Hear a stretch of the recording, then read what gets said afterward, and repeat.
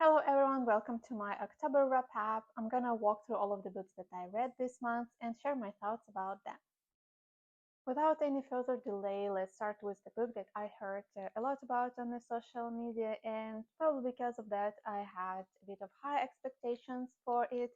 It's A Forbidden Alchemy. The story takes place in the world where people divided into category artisans who are elite of the society who has magic and crafters.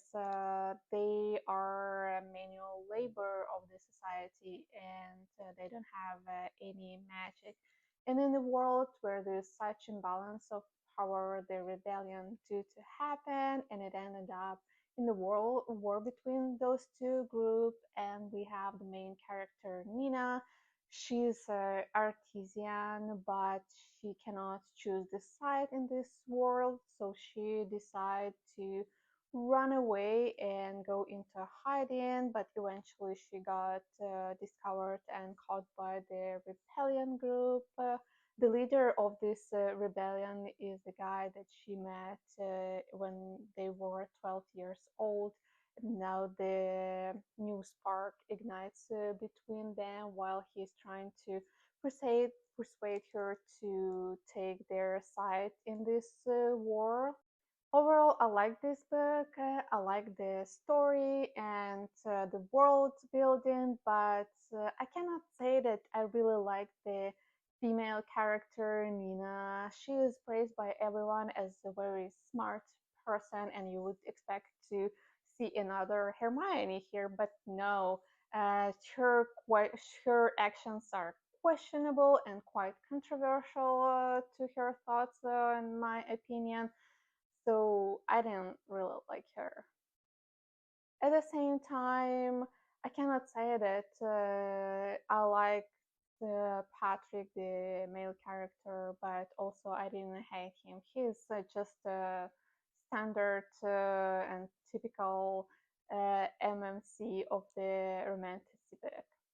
Another popular book that I saw a lot of great reviews on the internet is Red Rising.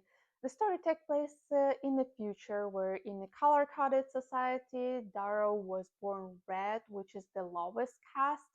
But with the help of rebellion, he's disguised as gold, which is the highest caste of the society, and infiltrates the institute for the elites.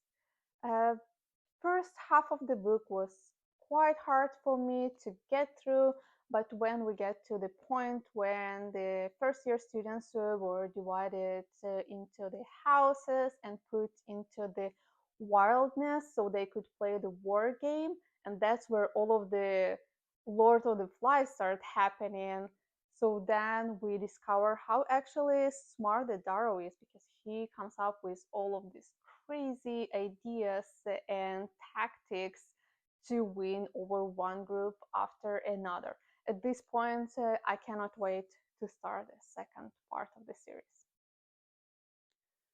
The first and only nonfiction book that I read this year is The Sapiens, A Brief History of Humankind. The title speaks itself what it is about. My favorite part was about the happiness, how the concept of happiness has changed throughout the time in history.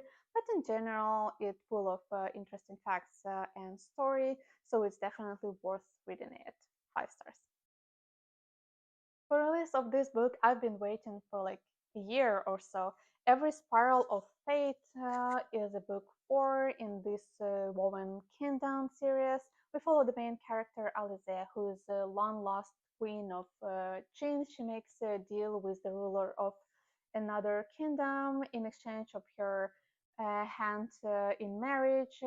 She'll get his kingdom after she kills him, and it's quite questionable for me how the person who's praised to be so kind and good agrees to kill another person to get her kingdom so easily.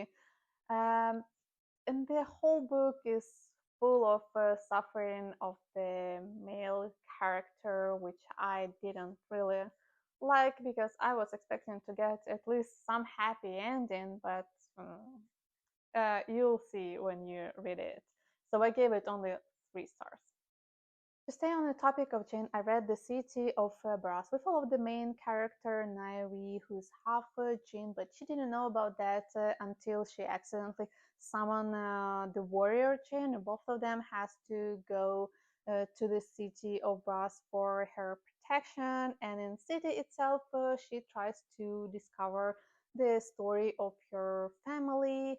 Also, she becomes a friend with son of the ruler of this city. And in general, this whole book feels like one huge installment for main actions that's supposed to be happen in the book 2 and 3. So at this time, I am highly anticipating to start reading book 2. The next book I read was made by Ellie Hazelwood. In a world where werewolves and vampire exist. We follow the main character Serena, who is one of a kind human were hybrid, and because of that, she is haunted by both groups of the society. For her safety and survival, she has to ask for help. The alpha of Northwest Pack. She also happens to be his mate, but she doesn't really feel like it at the beginning. This book is full of tension and yearning between two main characters. Also, there is some mystery going on. I really enjoyed this book, so I gave it 5 stars. To get myself into the Halloween spirit, I read The Cemetery Boys. We follow the main character, Yadriel, who wants to become a buho, a wizard who finds the lost spirits and help them to cross to the afterlife. Only man in the family could pass the initiation, and since he is a transgender, he has some troubles with acceptance in his family, so he decides to sneak behind their backs and initiate himself, and to prove to his family that he is a wizard.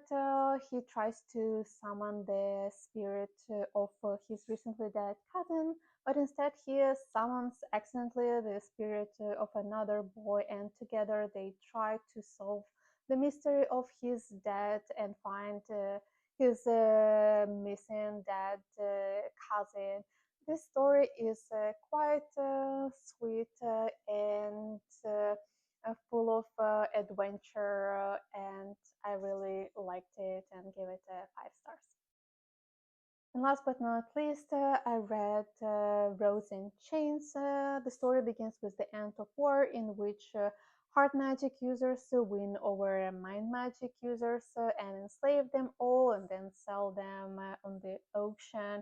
That's what happened to our main character, Brownie, who is also happened to be a princess of mind magic users. She's bought by Tywin, and then she moves to live with him in the castle. Their relationship gives me a really strong Hermione and Draco vibe there. It's a bit of a dark romantasy, but I really enjoy it and I gave it 5 stars. That's all I have for today. Thank you so much for watching, and I hope to see you soon. Bye.